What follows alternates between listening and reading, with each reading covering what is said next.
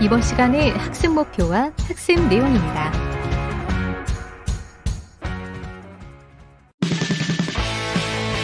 중대재해처벌법 제정 배경. 먼저 중대재해처벌법 제정 배경에 대해 알아보겠습니다.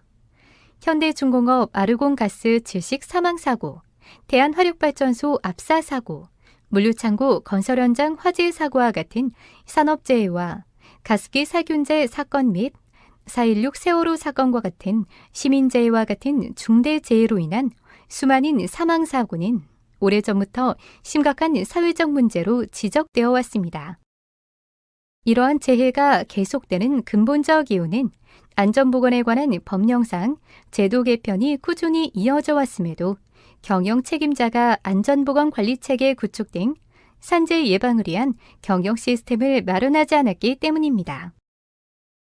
따라서 사업주, 법인 또는 기관 등이 운영하는 사업장 등에서 발생한 중대산업재해와 공중이용시설 또는 공중교통수단을 운영하거나 위험한 원료 및 제조물을 취급하면서 안전, 보건 조치 의무를 위반하여 인명사고가 발생한 중대시민재해의 경우 사업주와 경영 책임자 및 법인 등을 처벌함으로써 근로자를 포함한 종사자와 일반 시민의 안전권을 확보하고 기업의 조직문화 또는 안전관리 시스템 미비로 인해 일어나는 중대재해사고를 사전에 방지하려는 것입니다.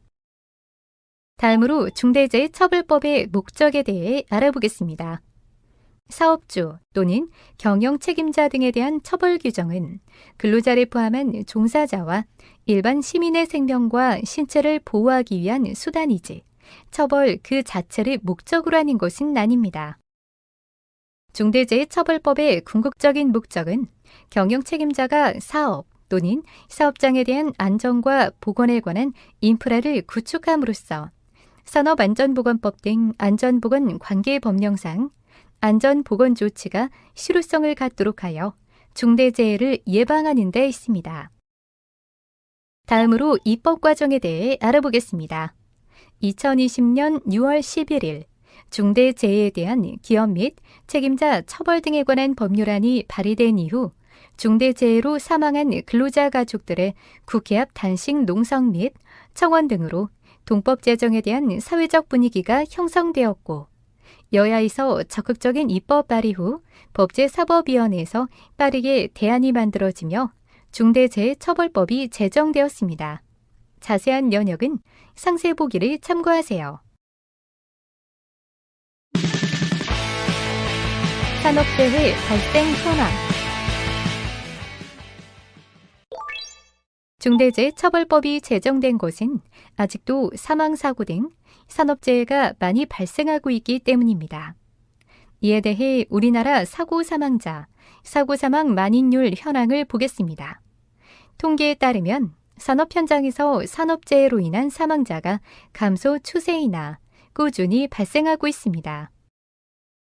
OECD와 비교해보면 2016년 기준 OECD 평균 근로자 10만 명당 사고 사망자 비율은 3.7명으로 우리나라와 차이가 있는 것을 알 수 있습니다. 한편 2018년도 통계가 확인되는 5개국 간 비교를 보면 우리나라는 미국 다음으로 사고 사망자가 발생한 바 있습니다. 이번엔 중대재해처벌법이 우선 적용되는 50명 이상 제조업 및 공사 금액 50억 원 이상 건설업 사고 사망자 수를 알아보겠습니다.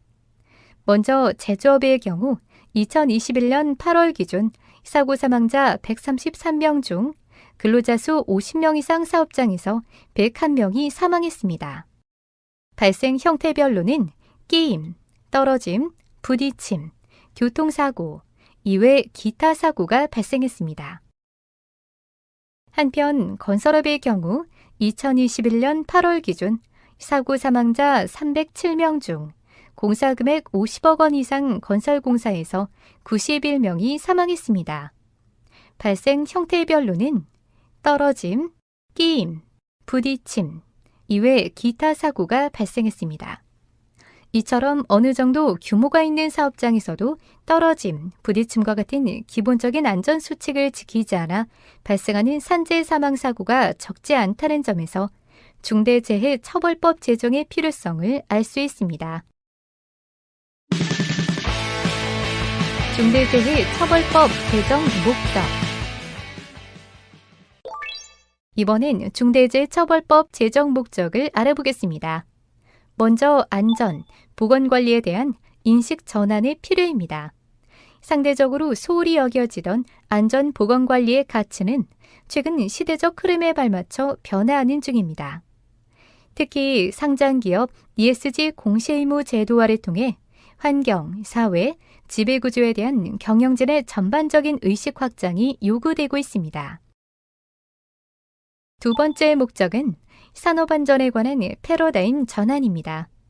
법 제정 목적은 경영 책임자가 사업 또는 사업장에 대한 안전과 보건에 관한 투자를 확대하고 안전 및 보건 조치가 실효성을 갖도록 체계적으로 관리하도록 하여 중대재해를 예방하는 것이며, 처벌 규정은 사업주 또는 경영 책임자 등에 대한 처벌을 규정한 것은 근로자를 포함한 종사자와 일반 시민의 생명과 신체를 보호하기 위한 수단으로서 처벌 자체가 궁극적인 목적이라 할 수 없습니다.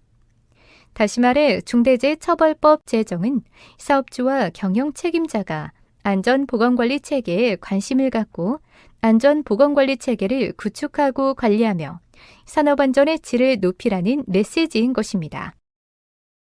마지막으로 중대재해처벌법의 지향점은 기업에게 법령이 정한 기준대로 하라는 의미가 아니라 기업 스스로 사업장 내 위험 요인을 발굴하여 제거, 대체 및 통제 방안을 마련, 이행하고 이를 지속적으로 개선하는 체계를 구축하도록 하는 것입니다. 즉, 경영 책임자가 경영 목표 달성을 위한 관리를 하듯이 안전도 경영의 일부라는 인식하에 산업재해 예방을 위한 시스템을 갖추도록 하라는 취지의 제도라 할 수 있습니다. 따라서 중대재해처벌법은 이러한 취지를 담아 경영 책임자가 해야 할 안전, 보건 확보 의무를 규정하여 궁극적으로 산업재해를 예방할 수 있는 토대를 마련토록 한 것입니다.